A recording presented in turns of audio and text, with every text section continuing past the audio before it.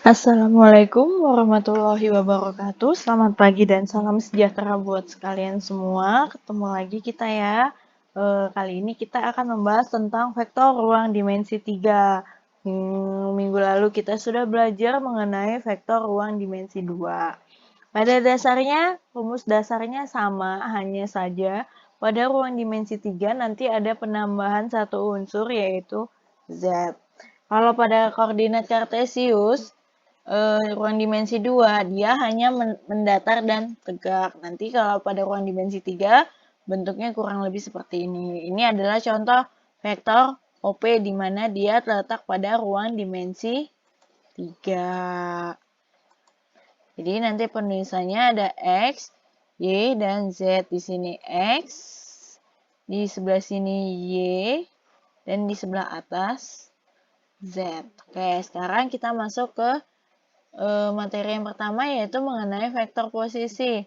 Vektor posisi ini nggak jauh berbeda dengan ruang dimensi 2. Nah, di sini misalkan ada suatu vektor AB, maka untuk mencari vektor posisinya adalah titik pada B dikurang dengan A. Nah, di sini saya ada contoh misalnya titik A 3, 25, dan B 4, 0, negatif 5. Tentukan vektor posisi dari vektor AB dan vektor BA. Berarti kalau vektor AB yang di belakang B berarti B dikurang A. B-nya berapa? Tinggal kita tulis 4, 0, negatif 5.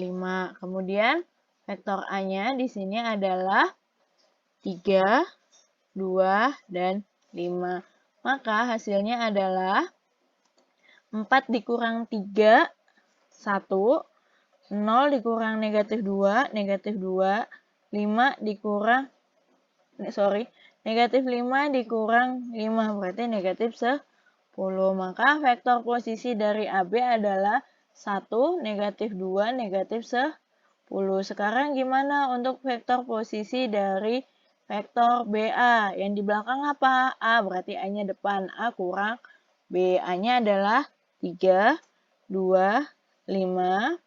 Kemudian vektor B-nya adalah 4, 0, negatif 5. Sekarang kita operasikan. 3 dikurang 4, negatif 1. 2 dikurang 0, 2. 5 dikurang negatif 5, 10. Nah, ini vektor BA. Nah, lanjut kita ke penulisan vektor. Penulisan vektor ini gampang juga, yaitu vektor baris, nanti dia tinggal ke samping-samping aja. Vektor kolom dia penulisannya ke bawah. Kalau kombinasi linear, kita tinggal tambah I, J, dan K. Misalnya di sini ada titik A. Titik A pada koordinat kartesius berapa misalkan 2, berarti negatif 4 misalkan di sini 7. Nah, ini kalau kita tulis sebagai kolom baris. Nah, sekarang gimana kalau kita tulis dalam bentuk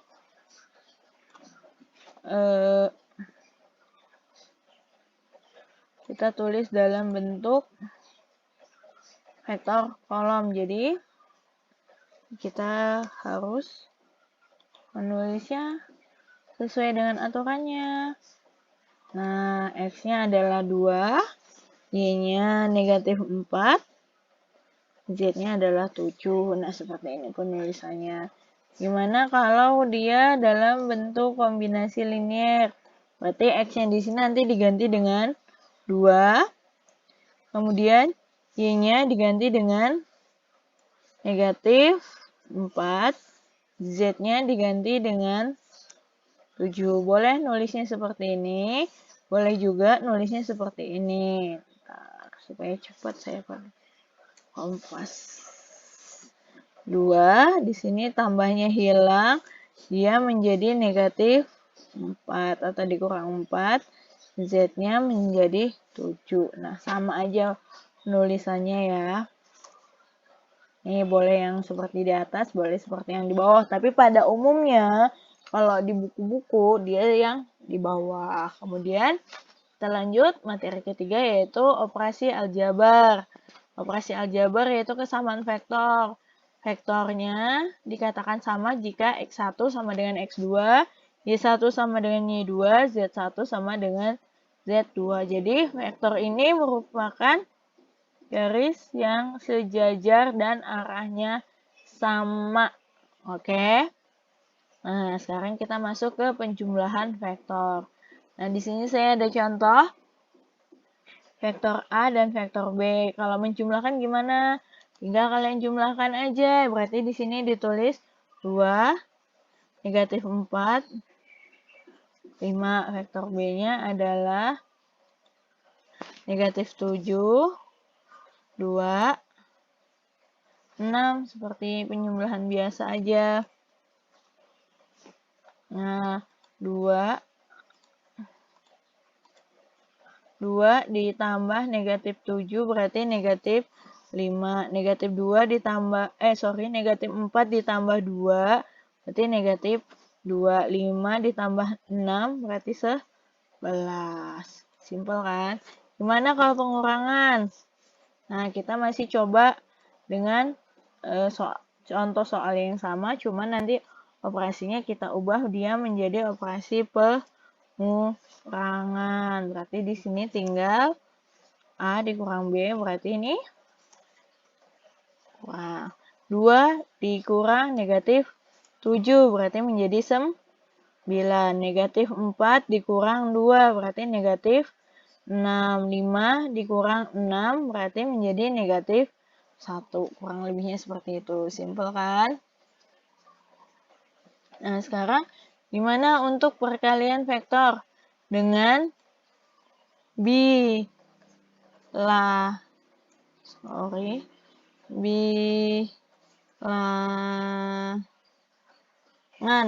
real. Nah, misalnya di sini ada vektor A atau vektor B.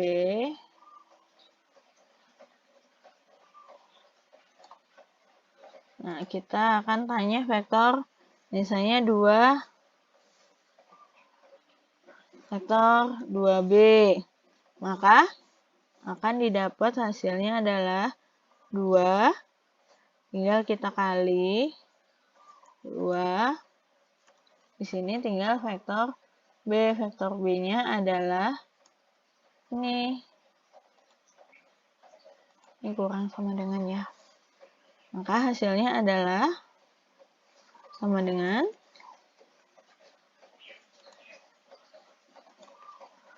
2 kali negatif 7, negatif 14. Kemudian 2 kali 2, 4. 2 kali 6, 12. Itu kalau perkalian vektor. Udah kan? Nah, selanjutnya adalah besar atau panjang vektor. Nah, ini. Ini yang pertama jika diketahui titik A, X1, Y1, Z1, titik B, X1, X2, Y2, Z2, maka panjang vektor AB tinggal kalian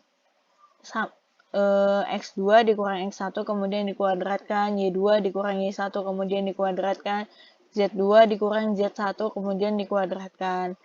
Ini bisa juga langsung dengan rumus ini atau kalian mau cari vektor posisinya dulu kemudian kalian kuadratkan juga nggak masalah. Nah, ini misalnya diketahuin ya. Ini sengaja saya copy beberapa kali supaya lebih mudah biar nulisnya cepat. Berarti X2-nya adalah 4 dikurang X1. X1-nya adalah 2. Y2-nya adalah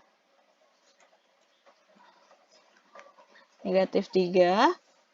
Y1-nya adalah 2. Z-nya 2. Z1-nya adalah 4. Nah, tinggal kita operasikan aja. 4 dikurang 2, 2.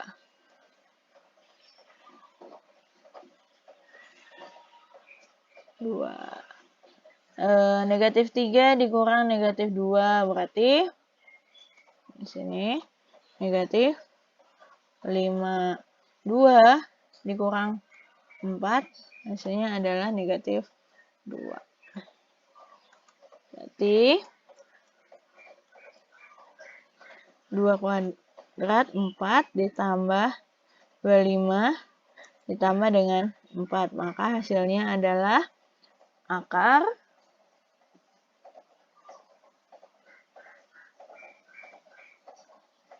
berapa? 33 ya.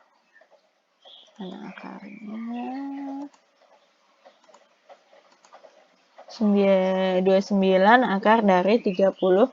33 ini bisa diturunkan? Nggak bisa. Jadi jawabannya adalah akar 33 satuan panjang.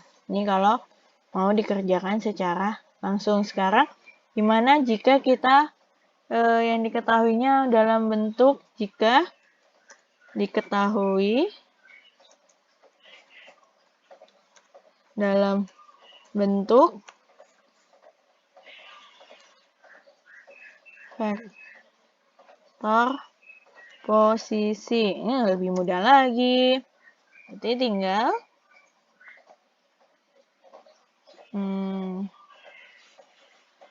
tinggal misalnya vektor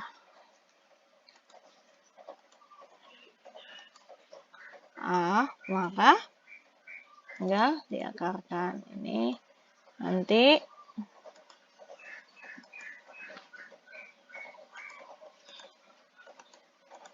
tinggal X kuadrat ditambah Y kuadrat ditambah Z kuadrat. Lebih simpel lagi ya. Untuk contohnya saya rasa nggak usah, karena kalian pastinya sudah bisa, karena dia sebenarnya cuma pengulangan aja. Sekarang untuk materi kelima yaitu perkalian skalar dua vektor. Nah, sama seperti yang kemarin, misalnya di sini ada vektor A, X1, Y1, Z1, B, X2, Y2, Z2, tinggal kalian kalikan aja. X1, X2, Y1, Y2, Z1, Z2, kemudian hasilnya dijumlahkan. Nah, di sini ada titik A, saya contohkan, 2, 2, 4. 4 negatif 3, 2. Berarti tinggal X1, X2. 2 dikali 4 ditambah. Kemudian Y1-nya 2, Y2-nya negatif 2, berarti 2 dikali negatif 3 ditambah Z-nya 4 dan 2, berarti 4 dikali 2. Tinggal dijumlahkan. 2 kali 4, 8, ditambah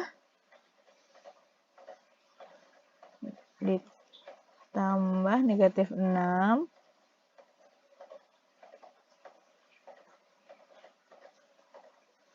Kemudian ditambah lagi 8. Maka hasilnya adalah berapa? Ini adalah 10. Jadi hasil kalinya adalah 10. Vektor A dikali vektor B, di sini hasilnya adalah 10. Lanjut. Nah, ini apabila kedua vektor A dan B yang dikalikan membentuk sudut tertentu, maka berlaku rumusnya sama. A kali B sama dengan harga mutlak A atau jarak panjang A dikali dengan panjang B cos alfa. Nah, contohnya di sini ada titik A 235, vektor A 235, vektor B 4 negatif 6 2. Nah, hitunglah sudut antara vektor A dan vektor B. Sekarang kita coba kalikan dulu menggunakan perkalian vektor biasa.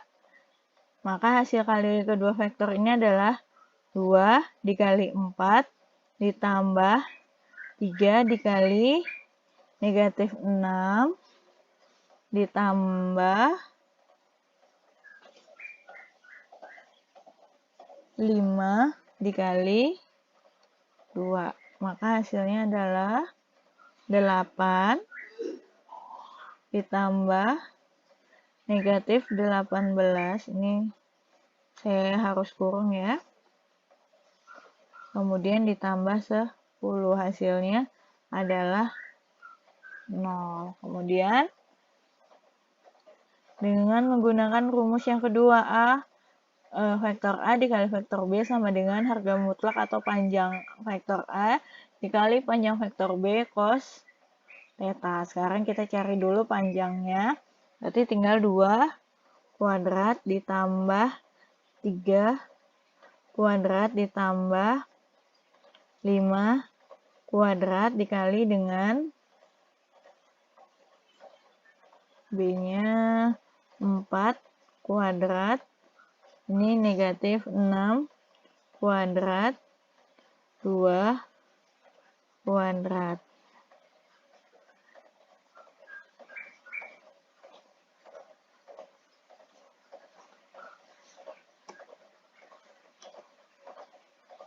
Nih, 2 kuadrat hasilnya adalah 4. 3 kuadrat hasilnya adalah 9. 5 kuadrat hasilnya adalah 25. 25. 25.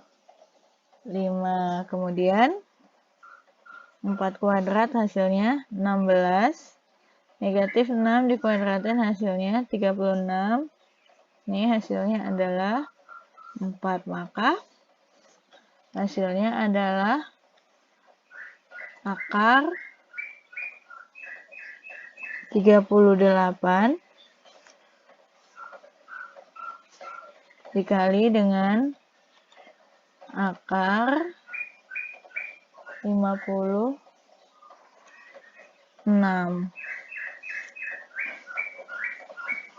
Nah, setelah dikalikan akan diperoleh hasil yaitu akar 2120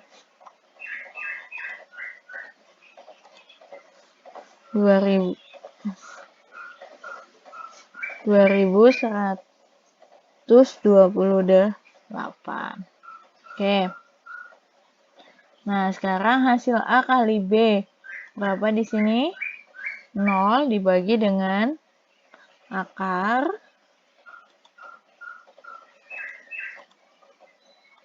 2128. Semua bilangan 0 apabila dibagi dengan bilangan berapapun maka hasilnya adalah 0.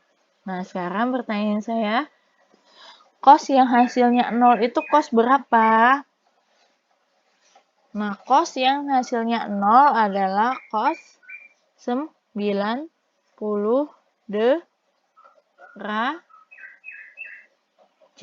Berarti di sini adalah 90 derajat. Maka sudut antara